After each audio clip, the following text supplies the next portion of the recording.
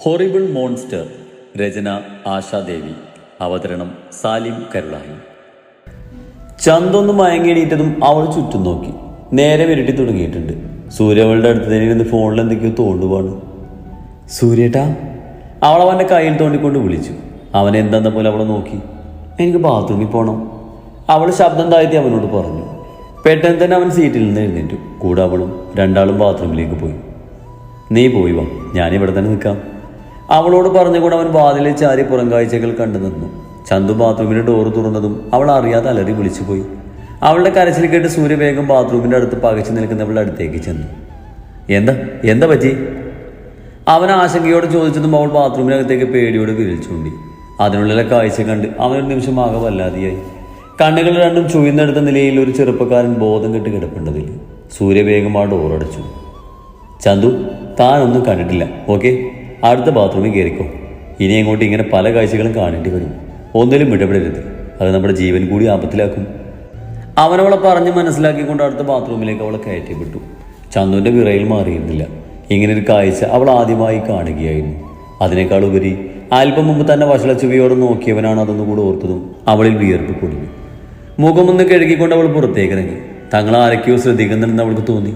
സൂര്യയുടെ കയ്യിൽ ചുറ്റിപ്പിടിച്ചുകൊണ്ട് അവൾ സീറ്റിലേക്ക് വന്നിരുന്നു. ചന്തുവിന് ആ സമയം അവൾ ഭയപ്പെടുത്തിയ മോൺസ്റ്റാറിന് ഓർമ്മ വന്നു. അവൾ ഭീതിയോടെ ചുറ്റും മിഴികൾ പായിച്ചു. കുറച്ചു സമയം അവിടെയുള്ളവരെയൊക്കെ അവൾ വീക്ഷിച്ചു. അവളുടെ ഉള്ളിലൊരു വെള്ളിരി വിട്ടി. ആ ബോഗിയിൽ ഒരൊറ്റ സ്ത്രീകളില്ല. മുഴുവനും ഗുണ്ടകളെ പോലെ തോന്നിപ്പിക്കുന്ന കുറച്ച് ആളുകളും ഡീസന്റ് ലുക്കിലുള്ള ചെറുപ്പക്കാരുമാണ്. അതിൽ ചിലരൊക്കെ നോർമൽ യാത്രക്കാരെ പോലെയും അവൾക്ക് തോന്നി. ചന്തുവിൻ്റെ ഉള്ളിൽ ഭയം പിടിമുറുക്കി. സൂര്യ അവളെ തന്നോട് പൊതിഞ്ഞു പിടിച്ചു. അവളും ആ നെഞ്ചിൽ അഭയം പ്രാപിച്ചു. പിറ്റേന്ന് വെളുപ്പിന് 4 മണിക്ക് അവർ മുംബൈയിലെത്തി. തന്റെ നെഞ്ചിൽ ചാരി കിടക്കുന്ന ചന്തുവിനെ സൂര്യ തട്ടി വിളിച്ചു നിർത്തി. അവൾ ഉറക്ക ചടവോടെ കണ്ണു തുറന്നു. സൂര്യ ബാഗൊക്കെ എടുത്തുകൊണ്ട് അവളെ നോക്കിയതും അവളും വേഗം എഴുന്നേറ്റ് അടിച്ചിട്ടെന്ന് ചെരുപ്പെടുത്തിട്ടു. ചന്തു ചുറ്റുമൊന്ന് നോക്കി. ആ ബോഗി ഒഴിഞ്ഞു കിടക്കുന്നത് കണ്ടപ്പോൾ അവൾക്ക് അല്പം ആശ്വാസം തോന്നി. ബാത്റൂമിൽ വല്ലതും പോകണമെങ്കിൽ പോയി വാ, ഇത് ലാസ്റ്റ് സ്റ്റോപ്പാ, അതുകൊണ്ട് ട്രെയിനിൽ ഉടനെ നടക്കില്ല. ഒന്ന് മൂളിക്കൊണ്ട് അവൾ വാശേരിയിലേക്ക് പോയി കൈകൊണ്ടൊന്ന് പല്ല് തേച്ച് മുഖം കഴുകി. ഹാൻഡ് ബാഗിൽ നിന്നൊരു ചീർപ്പെടുത്ത് തലമുടി ചീകി ഒതുക്കി ബാത്റൂമിലൊന്ന് പോയി അവൾ തിരികെ ഇറങ്ങി. ഇരുവരും റെയിൽവേ പ്ലാറ്റ്ഫോമിലേക്ക് ഇറങ്ങിയതും ചന്ത ചുറ്റൊന്നുകൂടെ നോക്കി.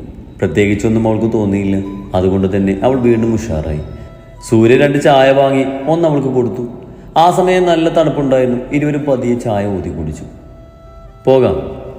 ചായ കുടി കഴിഞ്ഞ് പേപ്പർ ഗ്ലാസ് ബേസ്മെന്റിലേക്ക് ഇട്ടുകൊണ്ട് അവൻ ചോദിച്ചു. അവൾ അതിന് സമ്മതത്തോടെ തല കാണിച്ചു. പുറത്തേക്ക് ഇറങ്ങിയതും ഒരു ടാക്സി സ്റ്റാൻഡ് കണ്ടു. സൂര്യ അതിലൊരാളോട് പോയി എന്തൊക്കെയോ സംസാരിച്ചു. അയാൾ സമ്മതിച്ച് സൂര്യ ചന്തുവിന് കൈകാട്ടി അടുത്തേക്ക് വിളിച്ചു. ഇരുവരും ബാക്ക് സൈഡിൽ കയറിയിരുന്നതും അയാൾ വണ്ടി എടുത്തു. അവർക്ക് പിറകെ തന്നെ മറ്റൊരു വണ്ടിയും പതിയെ നീങ്ങി. സൂര്യേട്ടാ, വല്ലാതെ തണുക്കുന്നു, ചന്തു ചുണ്ട് വിറച്ചുകൊണ്ട് പറഞ്ഞതും അവൻ അവളെ ചേർത്ത് പിടിച്ചു. സാരല്ല, വീട്ടിലെത്തിയിട്ട് ചൂടുവെള്ളത്തിലൊന്ന് കുളിച്ചാൽ മതി, അവൻ അവളെ ആശ്വസിപ്പിച്ചു. മലയാളിയാണോ? പെട്ടെന്ന് ആ ടാക്സി ഡ്രൈവർ ചോദിച്ചതും ചന്തു ആവേശത്തോടെ അയാളെ നോക്കി. അതെയല്ലോ, ചേട്ടനും മലയാളിയാണോ? അതിനയാളൊന്ന് ചിരിച്ചു. നാട്ടിലെവിടെയാ? ചന്തു അയാളുടെ വിശേഷം തിരക്കി. ഞാൻ കണ്ണൂരാ, ഇവിടെ എത്തിയിട്ട് 4-5 വർഷമായി. ഇരുവരും പിന്നെ വാതോരാതെ സംസാരിച്ചു. പെട്ടെന്നാണ് ആയുധങ്ങളുമായി കുറെ കറുത്ത വസ്ത്രം ധരിച്ച ചെറുപ്പക്കാർ അതുവഴി ഓടിപ്പോയത്. ചന്തു അത് കണ്ട് ഞെട്ടിപ്പോയി. അതെന്താ ചേട്ടാ? അവൾ പേടിയോടെ ഡ്രൈവറോട് ചോദിച്ചു. മുംബൈയിലധികം സ്ഥിരം കാഴ്ചകളാ, താൻ പുതിയതല്ലേ, അതറിയാത്തത്. ഈ മുംബൈ ഭരിക്കുന്നത് 3 ടീമാണ്. അവരാണെങ്കിൽ പരസ്പര ശത്രുക്കളും. ചന്തു അയാളെ ശ്രദ്ധയോടെ കേട്ടിരുന്നു. ഇതിൽ മെയിൻ ഒരു ഗ്രൂപ്പുണ്ട്, അതാണ് PSH group. P Prithvi, S Sai Kiran, H Heera, അവർ 3 പേരുമാണ് അതിൽ. ഈ പൃഥ്വി എന്ന് പറയുന്നവനാണ് കൂടുതൽ അപകടകാരി. ശരിക്കും പറഞ്ഞാൽ അവരുടെ ലീഡർ. ചന്തുവിന് ആകാംക്ഷയായി. ഈ പൃഥ്വി അധികം ആരും നേരിൽ കണ്ടിട്ടില്ല. കണ്ടിട്ടുള്ളവന്മാരാണെങ്കിൽ ജീവനോടെ ഇല്ല. അവരുടെയൊക്കെ കാര്യങ്ങൾക്കൊക്കെ ഇറങ്ങിത്തിരിക്കുന്നതാണ് ഹീരയും സായിക്കെന്നും. കൊല്ലും കൊലയൊക്കെയുണ്ടവർക്ക്. അതിനെല്ലാം ഉപരി ഇന്ത്യ മൊത്തം വ്യാപിച്ച് കിടക്കുന്ന ബിസിനസ് സാമ്രാജ്യത്തിന്റെ രാജാവാണ് പൃഥ്വി. അവരെക്കുറിച്ച് സംസാരിക്കുമ്പോൾ ആ ടാക്സി ഡ്രൈവറിൽ നിറഞ്ഞ ഭയം ചന്തു ശ്രദ്ധിച്ചു. നിങ്ങളിവിടെ പുതിയതല്ലേ, ഒന്ന് ശ്രദ്ധിക്കുന്നത് നല്ലതാണേ, അയാൾ അവരെ ഓർമ്മപ്പെടുത്തി. ചന്തു സൂര്യനെ നോക്കി. അവൻ അല്പം പേടിച്ചിരിക്കുവാണെന്ന് അവൾക്ക് തോന്നി. അവന് മുമ്പിൽ ആളാവൻ കിട്ടുന്ന ഒരവസരവും അവൾ പാഴാക്കിയില്ല. എനിക്ക് ഇവന്മാരൊക്കെ പുല്ലാണ് ചേട്ടാ, അവന്മാരും ഇങ്ങോട്ട് വരാൻ പറ, ഒറ്റയടിക്ക് ഞാൻ എല്ലാത്തിനും ശരിയാക്കും. ചന്തു വലിയ ഗമിയോട് പറഞ്ഞതും ആ ടാക്സി ഡ്രൈവർ അവളെ കണ്ണുമിഴിച്ച് നോക്കി. കുട്ടിക്കൊട്ട് പേടി തോന്നില്ലേ? പിന്നെ പേടിയും എനിക്കോ? നല്ല കഥയായി. ഞാൻ ഭയങ്കര ധൈര്യശാലിയാ അല്ലേ സൂര്യേട്ടാ? അവൾ അവനോട് ചേർന്നിരുന്ന് കൊണ്ട് ചോദിച്ചതും അവൻ അതേ എന്ന പോലെ തലയാട്ടി. അപ്പോഴേക്ക് സമയം 5 മണിയാകാറായിരുന്നു.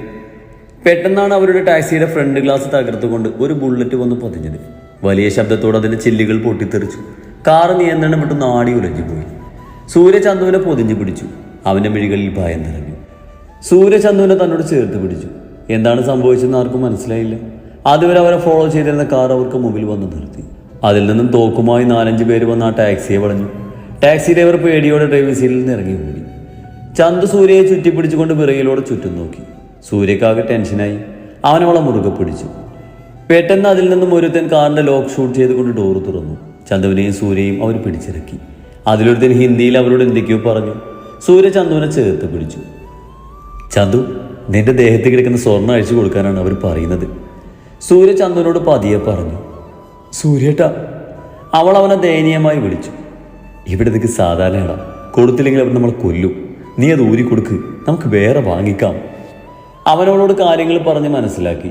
ചന്തു സങ്കടത്തോടെ തന്നെ ദേഹത്ത് കിടക്കുന്ന സ്വർണത്തിലേക്കൊന്ന് നോക്കി. അധികമൊന്നുമില്ല. 2 വളയും താലിമാലയും പിന്നെ ഒരു കുഞ്ഞു ജിമിക്കിയും. അതാണെങ്കിൽ അവൾക്ക് അത്രയും പ്രിയപ്പെട്ടത്. മുന്നിലുള്ളവന്മാർ വീണ്ടും അവൾക്ക് നേരെ ഒരു തോക്ക് ചൂണ്ടി എന്തോന്ന് ഹിന്ദിയിൽ അലറിയതും അവളുടെ മുഖം കൂർത്തു വന്നു.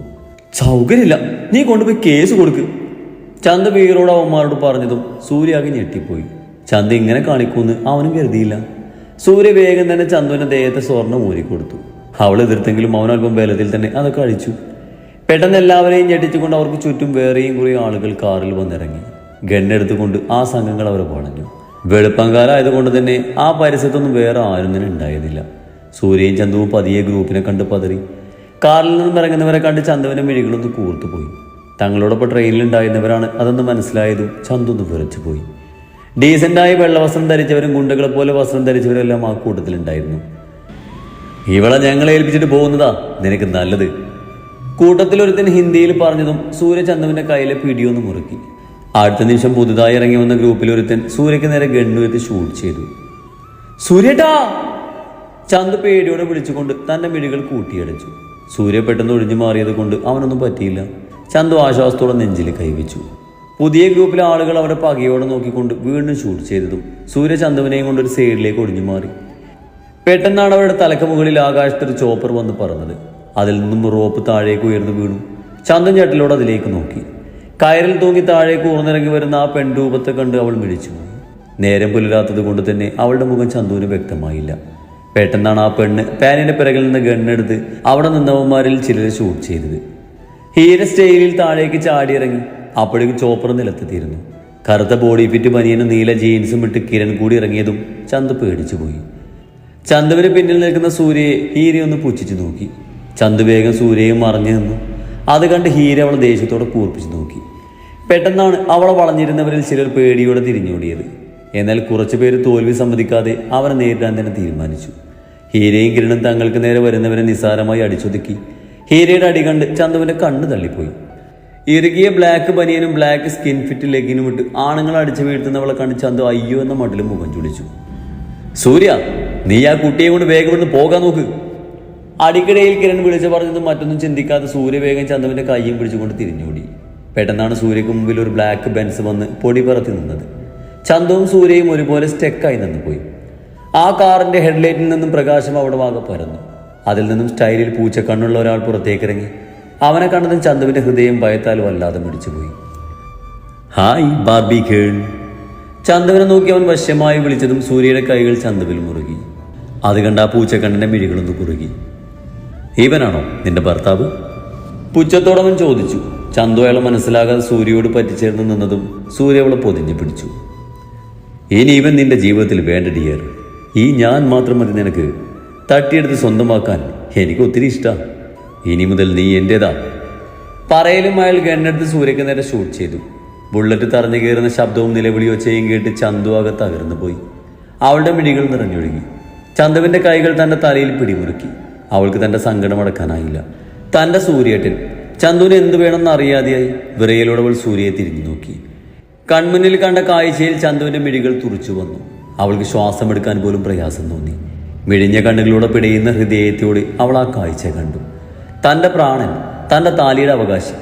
അവൻ കണ്ണുകളിൽ വന്യത നിറച്ച് യാതൊരു കൂസലുമില്ലാതെ ഗൗരവത്തോടെ മുന്നിലേക്ക് തോക്കു ചൂണ്ടി നിൽക്കുന്ന സൂര്യയെ അവൾ ആദ്യം കാണും പോലെ പകച്ചു നോക്കി. സൂര്യ 2 ചുവട് മുന്നോട്ട് വെച്ചുകൊണ്ട് വലം കൈകൊണ്ട് തൻ്റെ നെറ്റിയിലെ സിന്ദൂരക്കുറി തൂത്തുകളഞ്ഞു. സ്റ്റൈലിൽ അവൻ തൻ്റെ ഷർട്ടിൻ്റെ സീവ്ലെസ് ഭംഗിയായി മുകളിലേക്ക് ഞെറിഞ്ഞു വെച്ചുകൊണ്ട് അവൻ നിലത്ത് കിടന്ന് പിടയുന്ന പൂച്ചക്കണ്ണൻ്റെ അടുത്തേക്ക് ചുവട് വെച്ചു. ഈ പൃഥ്വിയുടെ പെണ്ണിനെ തന്നെ വേണമല്ലേടാ നിനക്ക്, പോന്ന പുന്നാറ മോനെ. കേട്ടാലിറക്കുന്ന തെറിയോട് അവൻ അയാൾക്ക് നേരെ തുരുതുര ഷൂട്ട് ചെയ്തു. കൺമുമ്പിൽ കാണുന്ന കാഴ്ച വിശ്വസിക്കാനാവാതെ ചന്തുവാകം മരവിച്ചു പോയി. അവളുടെ മിഴികൾ നിറഞ്ഞൊടുങ്ങി. ഞെട്ടറ്റ പനിനീർ പുഷ്പം പോലെ വാടിക്കുഴഞ്ഞ് നിലത്തേക്ക് വീണുപോയി. പത്മ! പൃഥ്വി അവളുടെ പേര് വിളിച്ചുകൊണ്ട് അവൾക്ക് അടുത്തേക്ക് വേഗം ചെന്നു. കണ്ണുകൾ അടയുന്നതിന് മുമ്പ് ആ വിളി അവൾ കേട്ടിരുന്നു. ഹൃദയം നിന്നതുപോലെ തോന്നി അവൾക്ക്. മോൺസ്റ്റർ! അവളുടെ ചുണ്ടുകൾ പതിയെ ഉരുവിട്ടു.